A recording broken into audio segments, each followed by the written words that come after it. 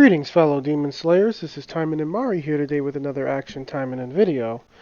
So, this one's going to be short. We're just going to show off the Yuki build I've been using because people have been asking about it. So, let's go do these dailies real quick. And then I'll share the build with you guys, give you some free-to-play options in case you cannot replicate the build, and that'll be the video.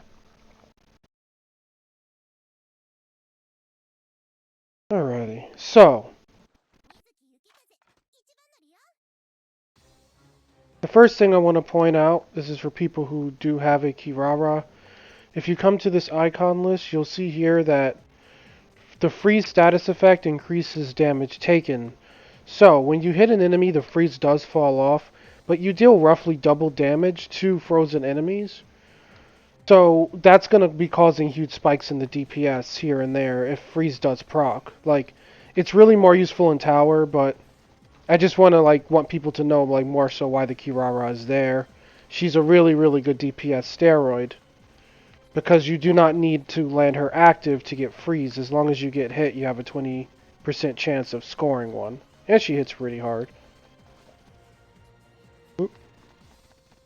God, I hate these enemies. Alright, so, those are dead.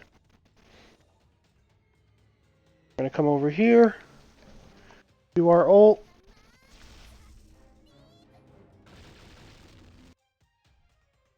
Okay, there you go. At the end of the video, I'll link some of the tower runs so you can get more of a look at the gameplay with this build, because this is the build I used to clear tower, which is why I'm sharing it. She was good through literally floors 1 through 50. On floor 50, I did have to use Arcs Morisaki, but outside of that, yeah, Yuki pretty much soloed the tower, so I figured it was a good build to share for people who may be struggling. So, what are we doing with her? Well, the first thing we want to do is come over to this little armory screen. Obviously, I have my armory here. It's as good as it can be for right now. And for our supporter formation, we are using them's fighting ninjas. Basically, it increases critical rate of ranged attacks by 7%, and it will increase critical damage of ranged attacks by 16%. So, obviously, this really benefits Yuki because she's predominantly ranged. And I like to keep Emily around as a side character for my tower runs. So, she would get benefits from the range bonus as well. Another powerful passive you can choose to run is called Library Girls, which would just increase the outgoing damage total by 12% and decrease damage taken by 8%. But the drawback to that is you do need Shisui, so it's a lot harder to earn that passive than it is to get this one that I'm running currently.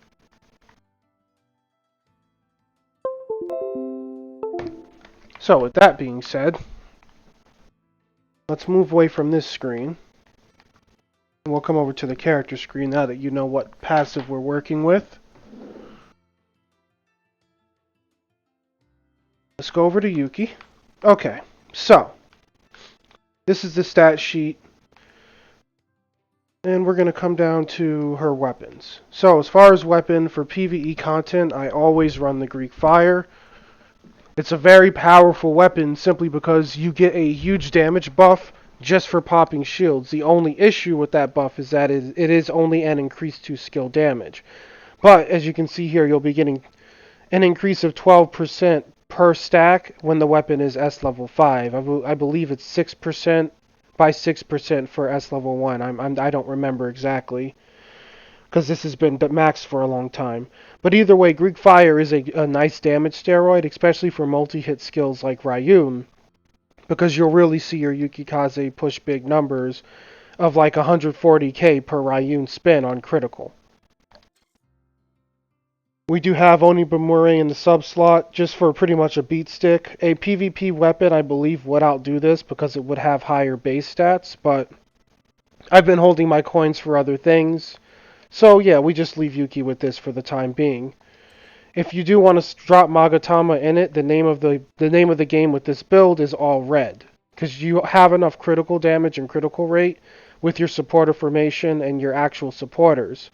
So you want to get as much outgoing damage as possible with her. And of course, for your Magatama, you do want to try to fish for increased damage dealt to all enemies. These aren't maxed, unfortunately, because I've been saving my beads for other things, but idealistically, yes, you would want every roll at 1.5. And again, for your secondary weapons, you don't really need to worry about the rolls because they don't apply to your secondary weapon. But you do need to work on getting the Magatama maxed for that max damage of 18, or I'm sorry, that max damage of 455, because that percentage will all contribute to her final attack bonus, which I believe if I actually put Magatamas in there and that secondary weapon, it might get to like 10.8k. But at this point, we're just pretty much like squeezing rocks. Like there isn't much more attack I can get on her with what I currently have available to her. Next, we're going to look at the skills. This is the same Yuki build I've been using forever. We are running Ryun. I'm sure everyone knows what this does by now. You get an additional spin when you get your first set of green. Your 2 set of green will restore HP by 2% of given damage, which while that doesn't seem like a lot, it does really add up once you start getting her geared. Like I've seen her heal literally tick for 2k to 3k, and that's per hit of this spin. So you can literally full heal her with a well-placed Ryun, especially if multiple enemies are underneath you. And the final ability would be she gets an increased critical damage of 250% while using the skill. So overall, yes, it's a lot of damage output. Next we use Rakurai, which is basically you get an extreme dodge, it puts a nice AoE down, and that will stun enemies within it as long as they do not have super armor. And while running full green, you will get a reduced cooldown on the skill of 20%.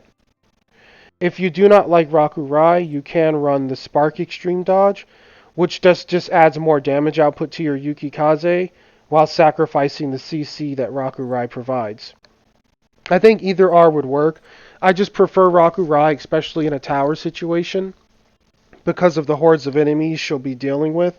It's a good way to keep them like stationary and in place, and it ties together nicely with Greek Fire because if you pop their shield and then stun them with Rakurai, then the resulting Ryun after that would be way more powerful and be able to potentially heal her or just blow the enemies off the map. Last but not least, we're using Raijudan, or as I'd like to call it, the Frieza Death Ball, simply because it's just a nice slow-moving projectile that deals a good tick of damage. Like, I think a critical tick from this thing currently is doing 100k, and it does multi-hit just for passing through groups of enemies. And it also ties in nicely with the Rakurai CC, because if everything is clumped up, it will hit everything. And the green set main for this would just simply triple the bullet size. So it's a humongous slow-moving projectile. The other nice thing about it is that it moves so slow, by the time it's actually off the screen, it's usually off cooldown if you factor in her cooldown upgrade. So it's something that you can continuously do. And that's another benefit to this whole build in general, is that Yuki's cooldowns before the actual merge and the increase to skill percentages were already rather low, but now they're even lower, so you're really never on downtime. You can always play a skill. You'll always have Ryun there for a good heal. You'll always have Rakurai there in case you need to CC something, or just simply score an extreme dodge to get the invulnerability frame. And you'll always have a Raijudan in case you need to like throw a big Mega Man X Buster and like do some damage. So, moving on from that. Last but not least, we come to the supporters. So, obviously, like I don't expect everyone to have these supporters, but this is what I'm using. So, of course, we have Kirara. The reduced damage taken from all enemies by 30% really helps in the tower because things literally deal one third of what they would normally deal. So, obviously, that's much better. The increased HP restored from all sources ties in beautifully with Ryun because Yuki can just get more powerful heals simply for having the Kirara on. And I already explained earlier in the video that her freeze is very valuable because you'll deal, I believe it's just flat out double damage. From when I've tested it, she like visually was hitting for double on things that were frozen. So having the freeze passively for getting hit and having an on-demand freeze with her active just simply helps deal more damage, and the Ice Storm gets a nice buff because of all the critical rate it will hit really hard on a critical hit. Like I've seen it crit upwards of 400k on average. Next, we do have King Kaworu. She's here simply for her amazing passive of increasing critical damage of all attacks by 48%. This ties in great with the supporter formation, and it also ties in great with the final supporter, Sakuragi Tsuruga, because she increases critical rate further by 16% at S level 5, and she increases critical damage of all attacks by 32%. Wow, I had a brain fart. Sorry about that. But yes, this with our Kaworu will simply just give us 80% crit damage flat, and you get enough critical rate from Tsuruga and from running the Them's Fightin' Ninjas supporter formation that you really don't need to worry about stacking Yellow Mugatama. You'll be taken care of as far as your crit rate. And this is why the main focus is to go red and get increased damage to everything so that you can just pump out higher DPS. So, you've seen the pay to win build. What would I do if I were free to play? So, for starters, we would move the Kaworu to the main slot. She would do good there because if you don't have a Kirara to AoE, Kaworu is a good green supporter that's very accessible. Like, you may not have her at, say, S level 5, but she is one of the supporters you can pick. So, like, for example, like this would still be fine to run. Like, I believe Arx is only S level 2 or 3, and she did just fine for him in the tower. So if you chose her from your beginning ticket, she'll go good as your main slot supporter. So we'll just stick her here for the purpose of the video. She's in the facility. So we'll stick this one there for the purpose of the... They're both in the facility. RIP. Either way, the Kaworu would go here, whether she's S level 1 or not. Finally, since we're going to be removing the Kirara completely, a lot of people do speak good things about running Letitia because enemies in the later floors of the arena, of the arena tower rather, will be actually able to buff themselves. So she'll give you a nice 16% damage buff, which while it's not comparable to Kirara's freeze, it is pretty much 100% uptime on the Taimanin in the later floors and on any enemy that does like to buff themselves. If you're not a fan of Letitia, you can always run Nanami if you were around for the Christmas event, because she would simply further increase your healing. And while you will not be getting the damage reduction Kirara would normally provide, it doesn't hurt to increase your incoming healing simply because you do still run Ryun on Yukikaze regardless, because that's an amazing heal. The other benefit to Nanami, especially in tower, is that you will be fighting hordes of enemies, so anything that dies will be more likely to drop potions, further increasing your healing ability.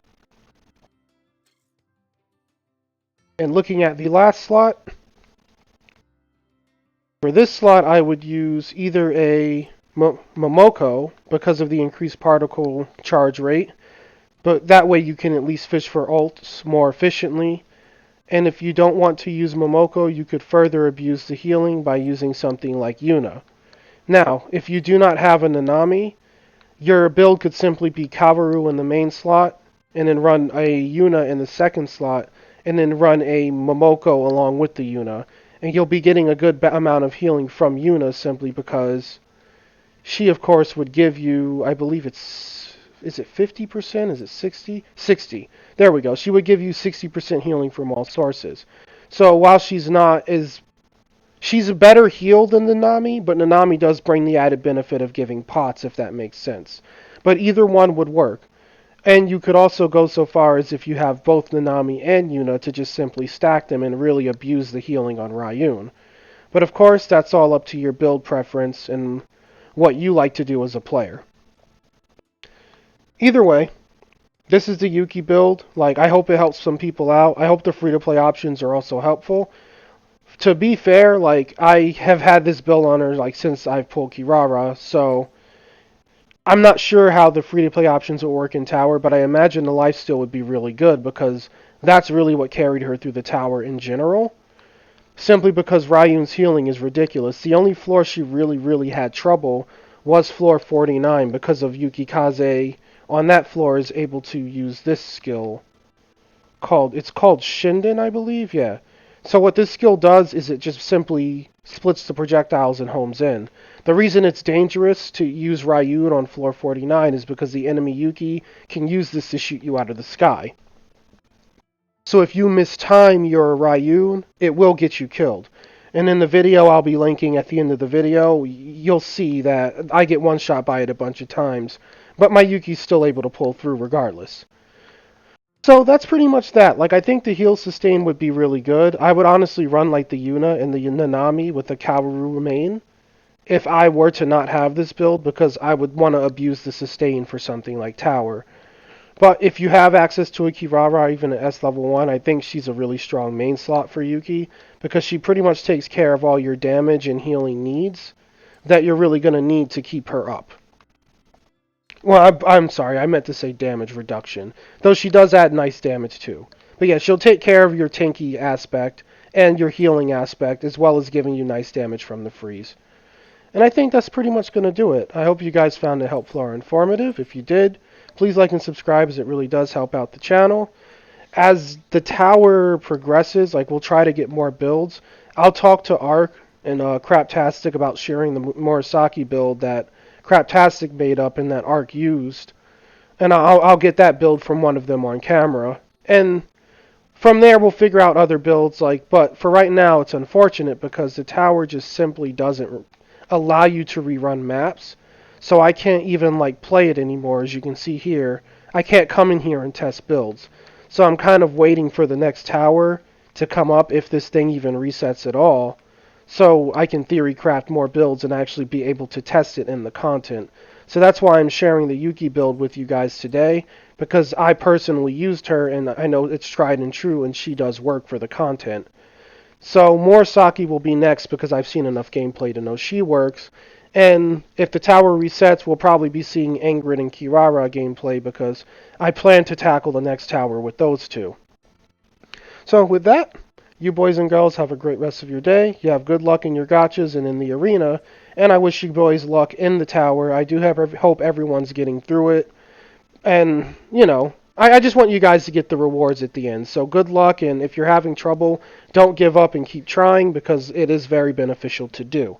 And with that, you all go ahead and take care, and I'll catch you guys tomorrow with another video. Bye-bye.